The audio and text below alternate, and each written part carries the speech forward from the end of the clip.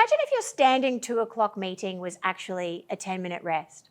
No, seriously, imagine it. Or what if you treated that yoga class or afternoon walk with the same commitment as your quarterly presentation? What if rest was as non-negotiable as showing up for an important client meeting?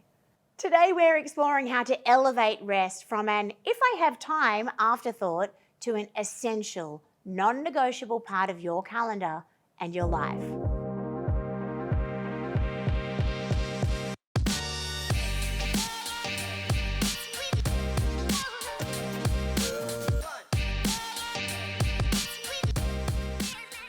Hi, I'm Danielle Colley, and I'm here to help you to create a life that actually feels good to live. In my book, I shared the story of two business coaches that I worked with. The first one worked 90-hour weeks, constantly traveling and hustling. The second took a daily nap at 2 p.m., no exceptions. Both were successful, but their approaches to productivity and output couldn't have been more different. When I expressed my surprise at my second coach's daily nap, she simply said, I choose my hours, I work a schedule that works for my life, and I create the income that I want. This was revolutionary for me. It was like, it hadn't occurred to me that I could decide what was non-negotiable in my calendar. In fact, I decided that day that I no longer saw clients out of business hours. I used to see clients into the night, right? No more. Most of us treat rest as negotiable, a nice to have, and it is often the first thing to sacrifice when life gets busy. But what if we flip the script on that, right? What if rest was as non-negotiable as client meetings, deadlines, or picking your kids up from school? One of the biggest challenges in making rest non-negotiable is actually giving yourself permission. You are the problem, my friend. Many of us, especially women, wait for someone else to tell us that it's okay to rest. We hope our boss will say, like, you pulled long hours on that presentation last week. Take this afternoon off. That rarely happens. Elizabeth Gilbert, author of Big Magic, calls for a revolution of women resting. Women who know when to rest and they don't apologize for it. And this isn't just about self-care. It's about challenging a system that values constant productivity over well-being.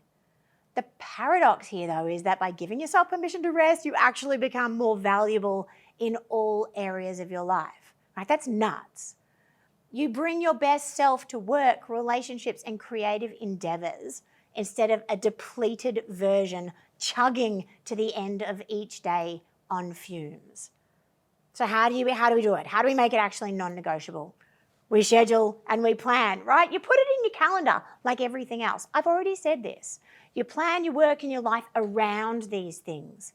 Create really clear boundaries by communicating your non-negotiables clearly to your colleagues and to your family and to your friends. Like, I don't take meetings after 4 o'clock on Tuesdays, right? Make it clear, not like, I might need to take Tuesdays off, Tuesday afternoons. Just start small and be consistent. Okay, so begin with like one non-negotiable rest period a week and then build from there. Okay, I'm not asking you to run the rest marathon immediately. We can build ourselves up to it.